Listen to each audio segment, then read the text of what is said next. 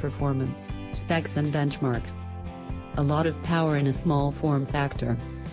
Doesn't run Google Daydream VR. Not the best value in terms of performance. Something that we can all agree on is that solid performance is an essential component of a good smartphone. Thankfully, the PH1 has it in spades.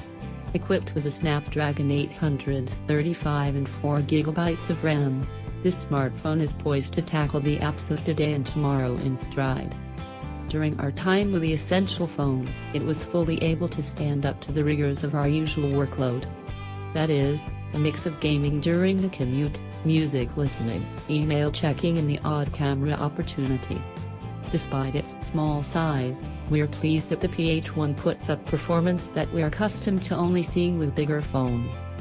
That said, what it won't be able to handle is Google Daydream, since the phone doesn't come with the requisite OLED screen technology, and while it almost meets the 2K mark, it falls just short at 2560 by 1312.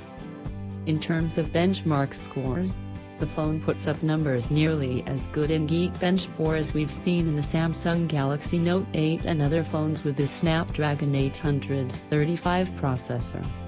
Sure, the PH1 doesn't have 6GB of RAM that some of the others do, but that doesn't seem to stand it in its way during benchmarks or during normal use, for that matter.